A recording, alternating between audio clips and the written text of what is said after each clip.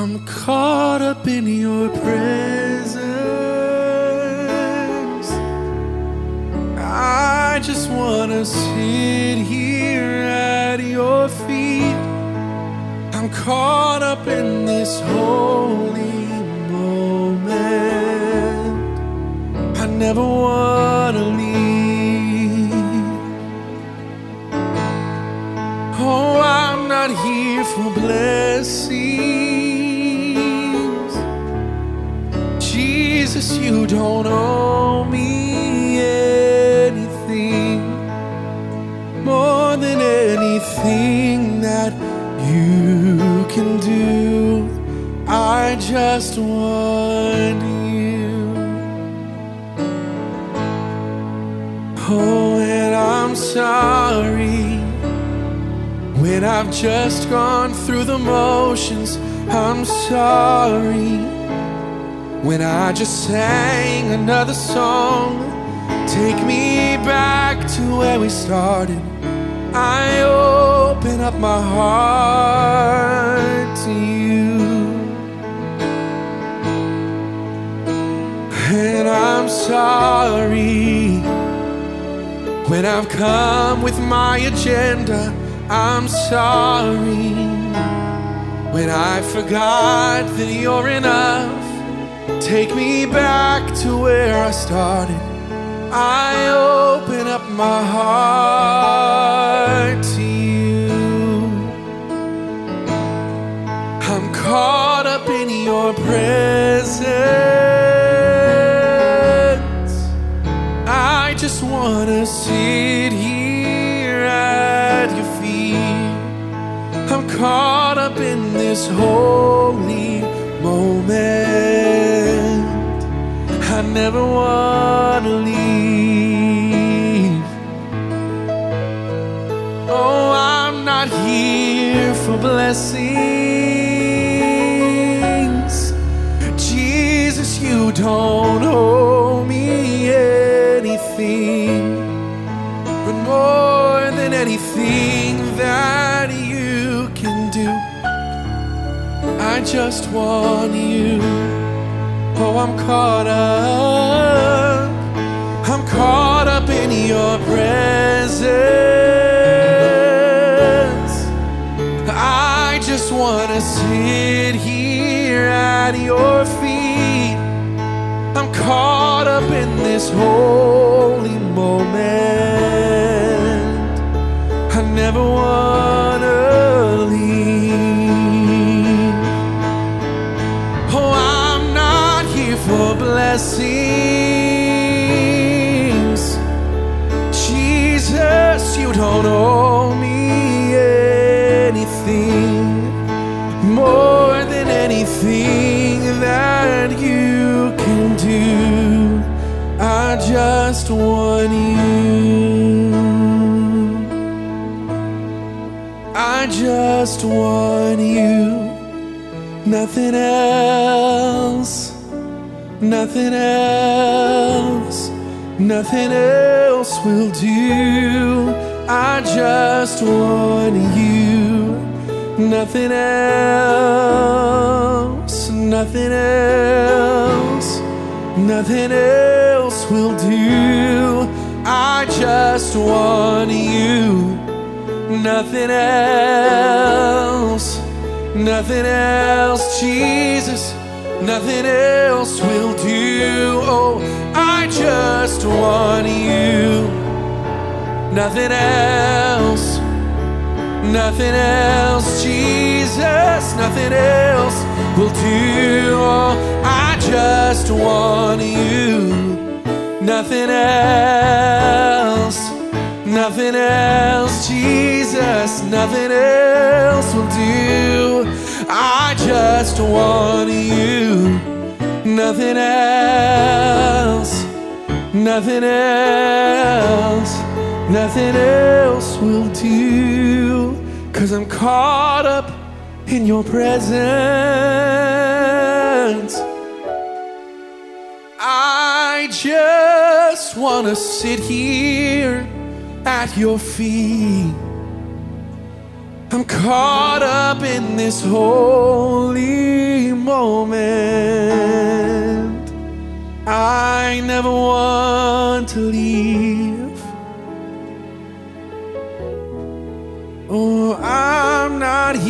for blessings. My Jesus, you don't owe me anything, but more than anything that you can do, I just want you.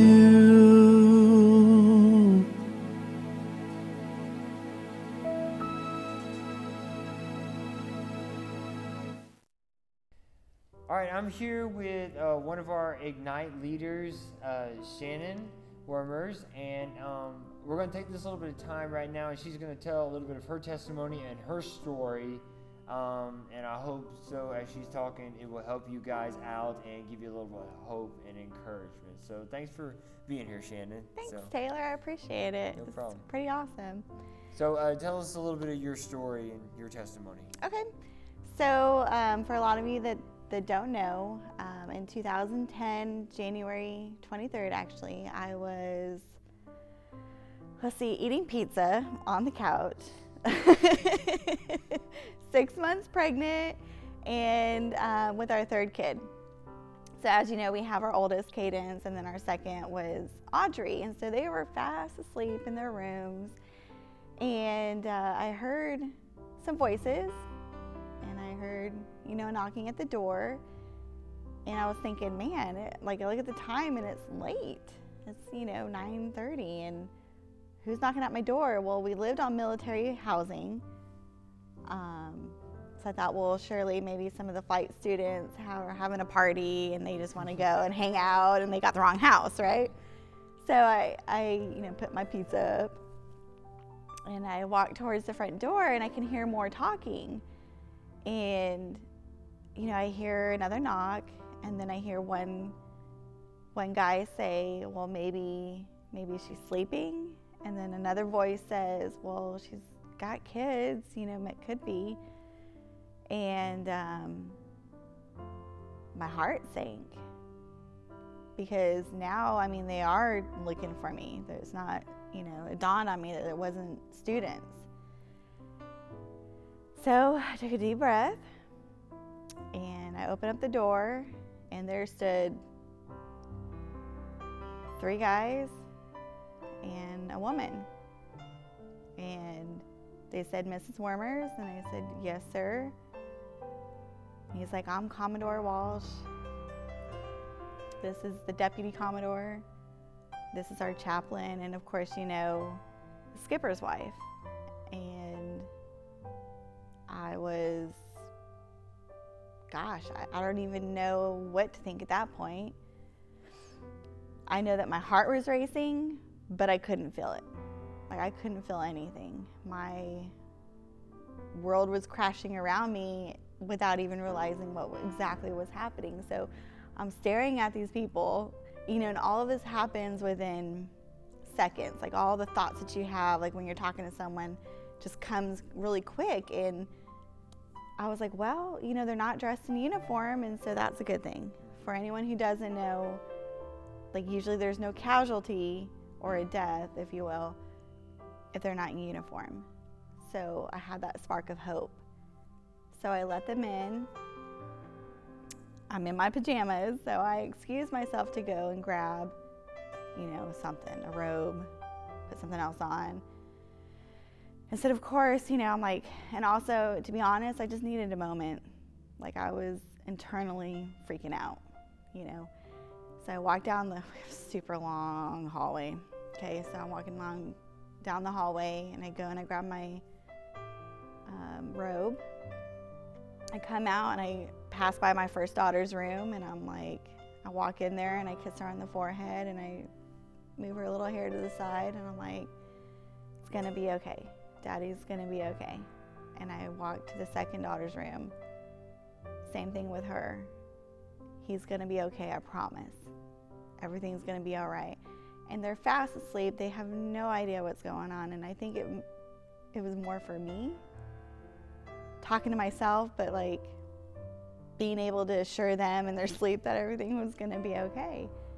So I walk out of the room, And again, down our long hallway, I have all of our pictures. I have his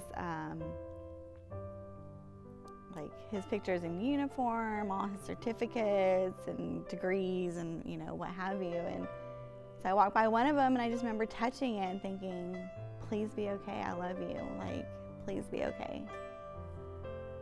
And I walk out and they're all like, it's base housing, so it's kind of a small little area to sit in. And so they're all, sitting there, and I sit down and, I got the colonel in front of me, and he's, we have something we need to tell you. I'm like, okay. And he said, there's been an incident, and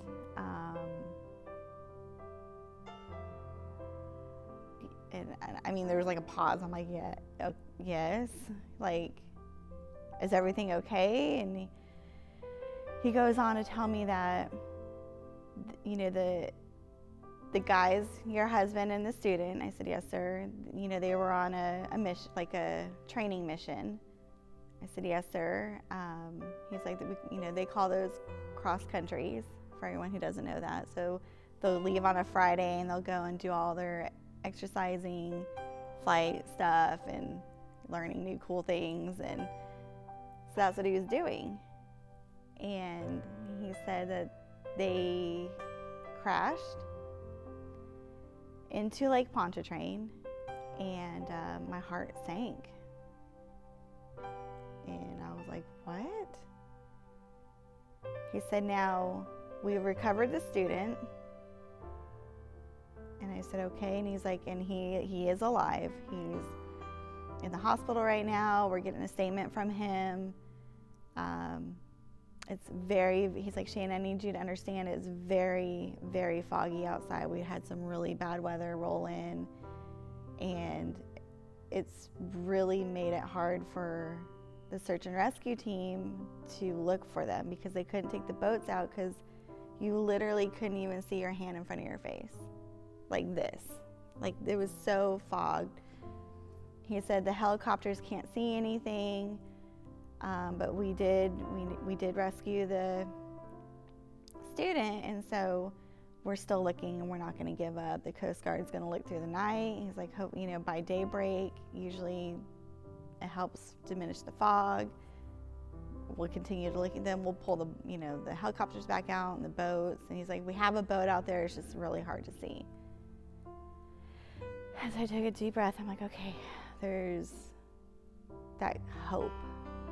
There's a hope that he's going to be found alive. Like, they found the student. They're going to find him, right? So they're like, we called over a friend of yours to sit with you through the night. And of course, her name was Beverly, the skipper's wife. Well, she'll be here, and if you need anything, just call us. We'll call you as soon as we know something. And I'll call you in the morning to give you an update. I said, okay. So my friend got there. I was in a daze. Like, all the things that you could think of were racing through my head. What if he's not okay? He's totally going to be fine, because, God is awesome, and God's going to keep us, and he's going to make it through it. Like, I can't have this baby without him. I have 2 small kids, and there's no way that you're not coming home to me, So I'm like trying so hard to like keep everything together, but everything was just, I was numb, like completely numb. So of course, they're trying to give me water and food and hydrate me, because I'm pregnant, and, get some rest. And I'm like, how do you rest? How do you rest when it's, midnight and he's swimming around in the dark with, like, how do you sleep when someone's out there like suffering? And so I remember I just laid there in fetal position on the couch. And I could hear the clock tick, tick, tick, because we had this big giant clock on the wall. And, they're watching TV, and everyone's just kind of somber. Like, we just don't know what to think, and nobody knows what to say. Everyone's super encouraging, but on the other side, they're trying to, like, if anyone's like me, I crack jokes when I'm upset, or like, nervous or whatever, that's just my go-to. I have to laugh or, I'll fall apart, I guess. So I just remember laying there. Hours and hours passed by, and I think I fell asleep at one point, but if I did, it wasn't long, I don't think. And finally in the morning came, and we got a phone call, and nothing has progressed. No sign of him, no sign of the plane. So they're continuing their efforts, and of course, now I got 2 small kids that at that time were going through, what do you call, preschool. And I'm like, okay, so as a mom, you gotta do what you gotta do for your kids, right? Because they always come first. So I got up, took a shower, got dressed, did my makeup, did my hair, because I'm thinking, I gotta look good if they find him, right? Because if I got to be the first thing he sees, when he comes out of it. So, I got to be looking good for him. And, I got to let the girls know that everything's, okay, and I don't want to stress them out. And so I got them ready, and everyone's like, oh, I'll take him. I was like, no, I got this.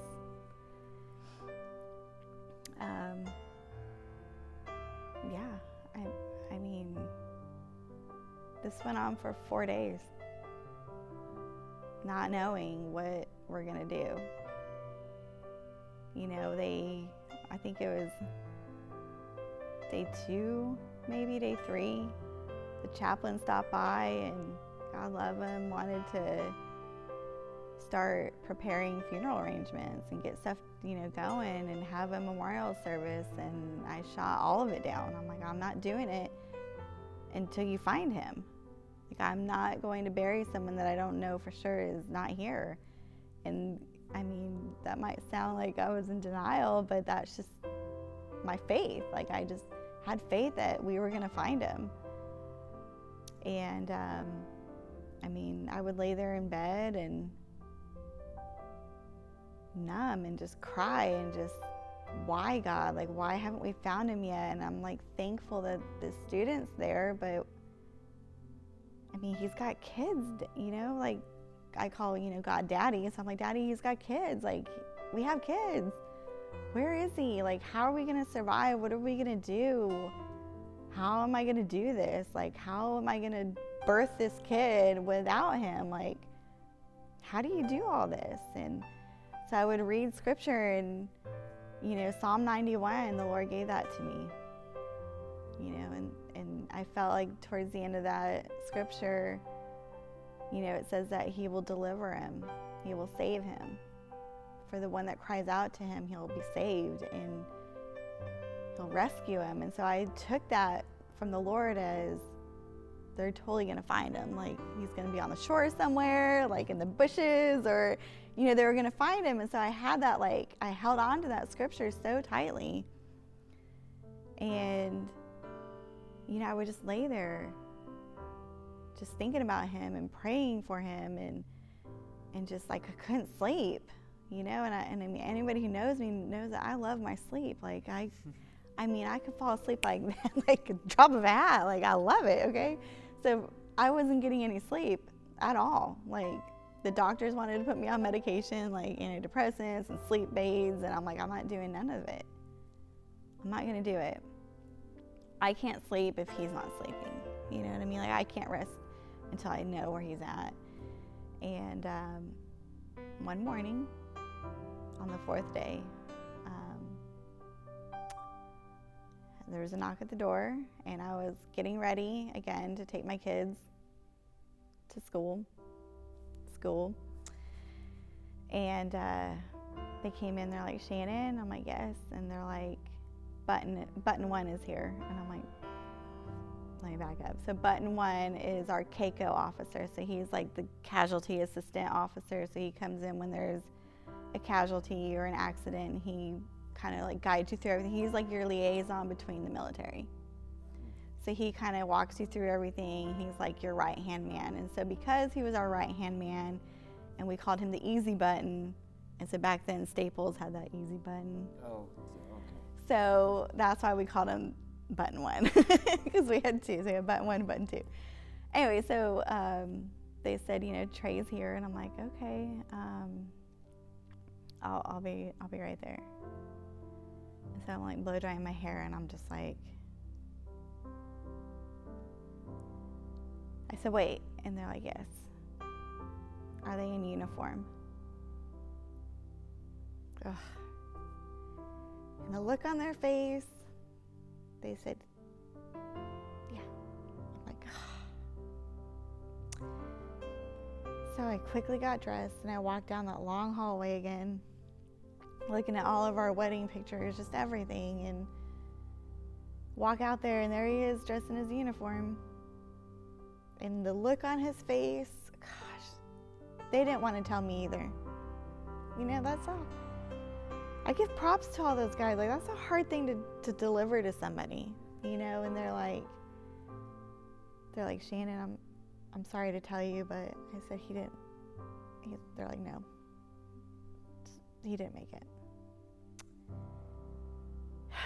And my whole world crashed. And I sat there. I didn't stand there, but I was sitting. I wasn't sitting, I was standing. And he was like, the divers, we had a dive team that was volunteered. And they found him this morning at like 1:30. And I was like, well, swallowed, kept it all together. And I said, okay, what do we do now? They're like, well, we need to go over some paperwork and start planning some stuff. And I said, okay, I'm gonna go take my kids to school.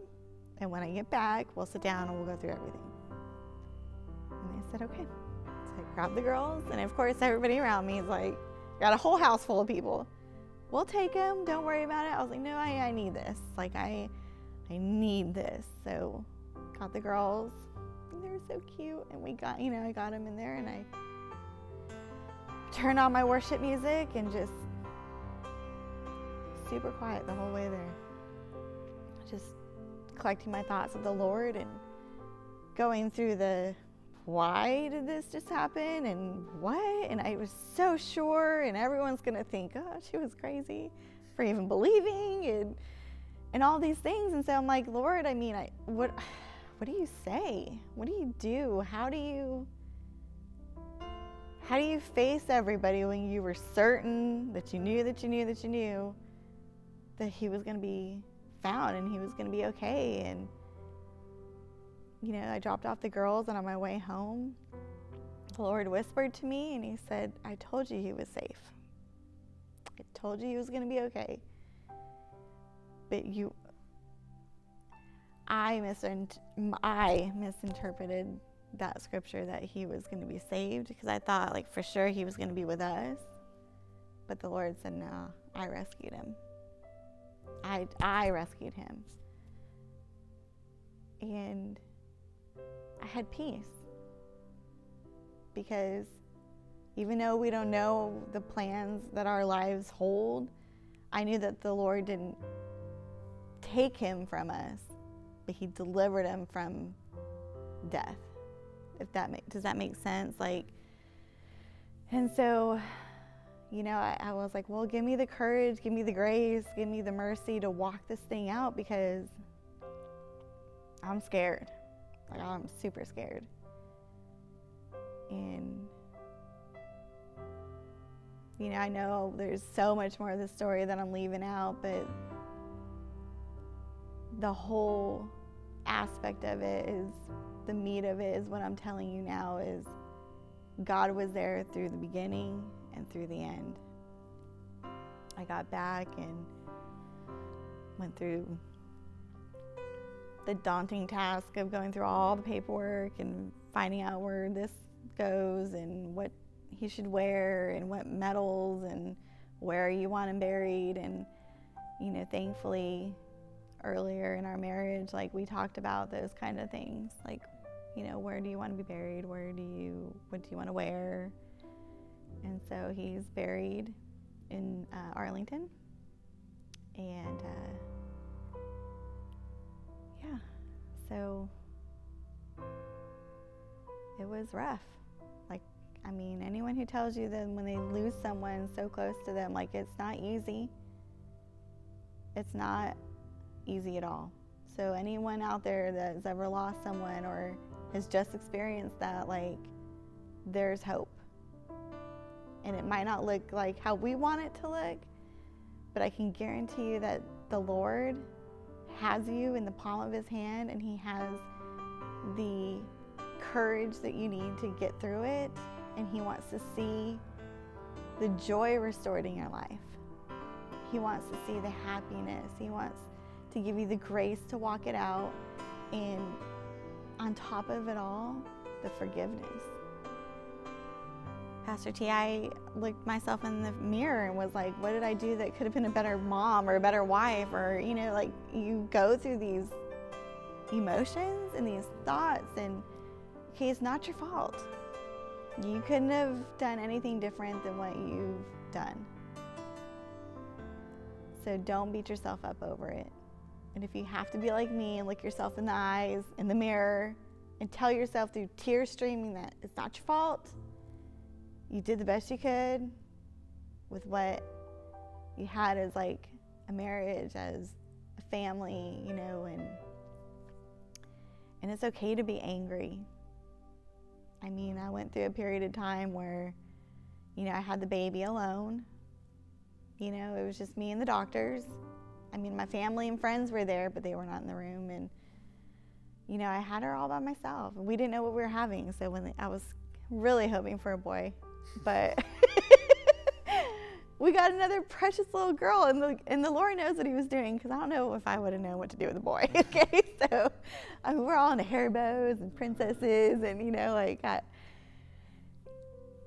I honestly just wanted to carry his name, you know, like, to have a, you know, but in the end, like, they're just like him. They act like him, you know, they resemble him, they're athletic like him, like, they're like little mini hymns, and I love it. So, you know, we had our baby girl, and I laughed because I was like, that's funny. Like, he always said, I'll have nothing but girls, because the airplane that he flew, but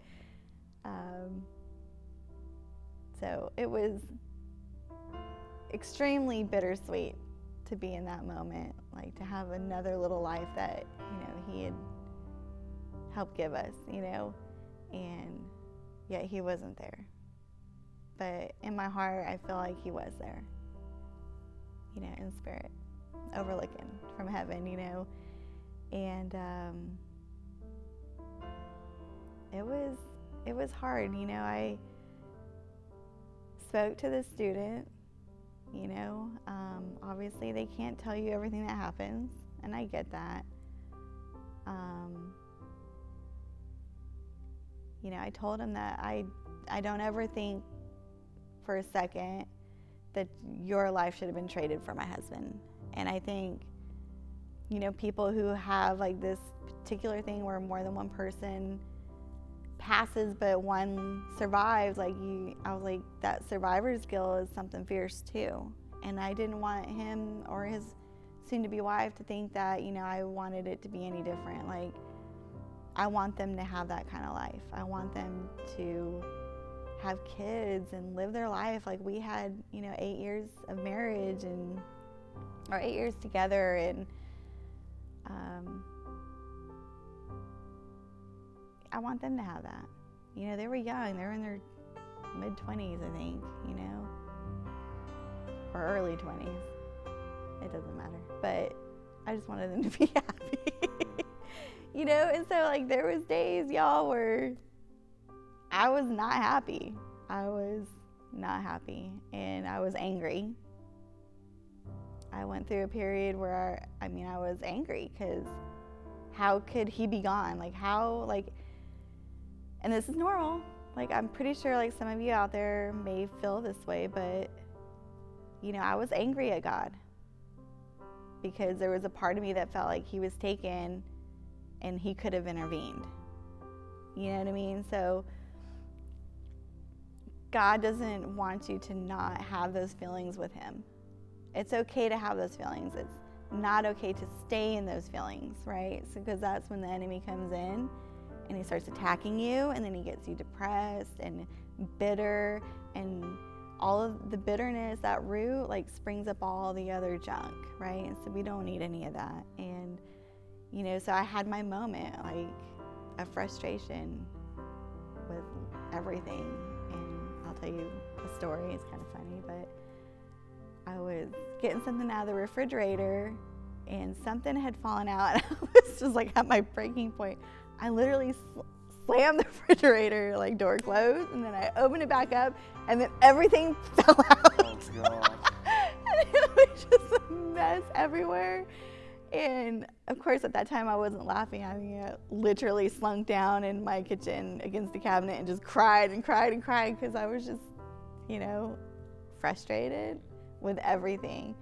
And in that moment, and then, of course, you get mad at yourself because you're like, gosh, now I have to clean this up. There's no one else here to clean this up. I have to clean it myself.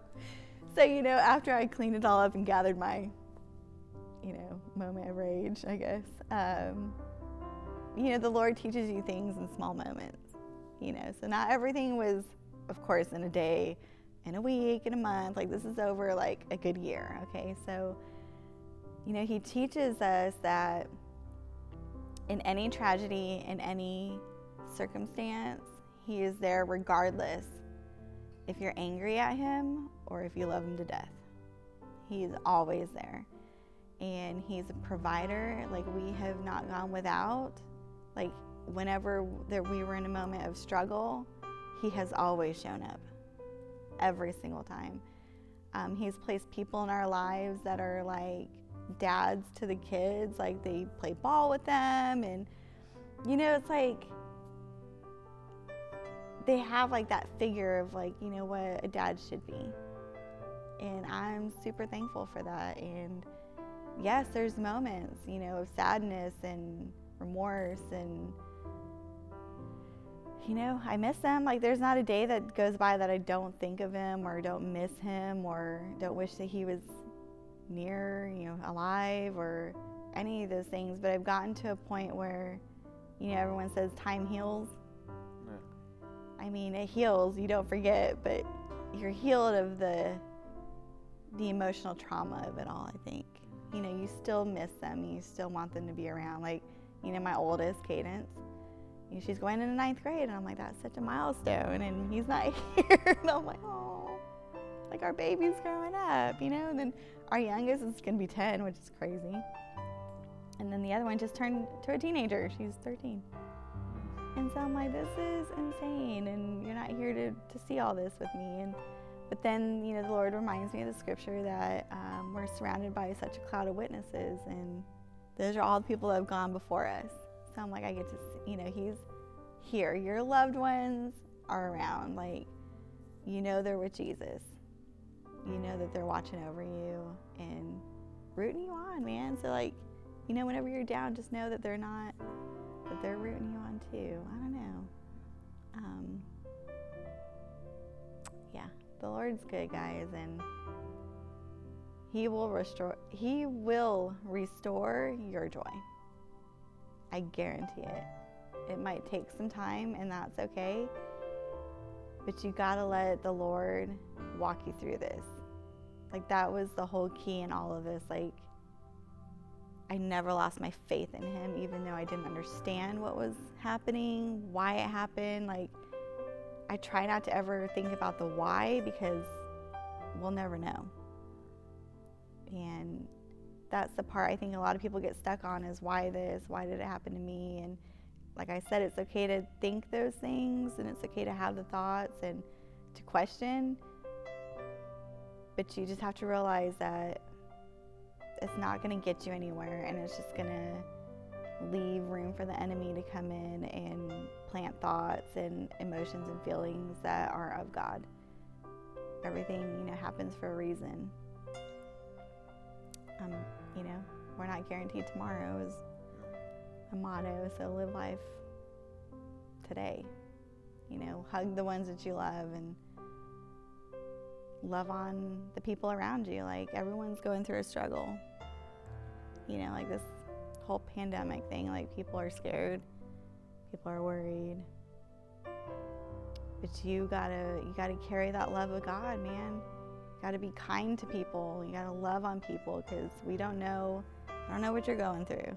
You know, I don't know, the person at the grocery store, like, smile, you know? Yeah. We got Jesus.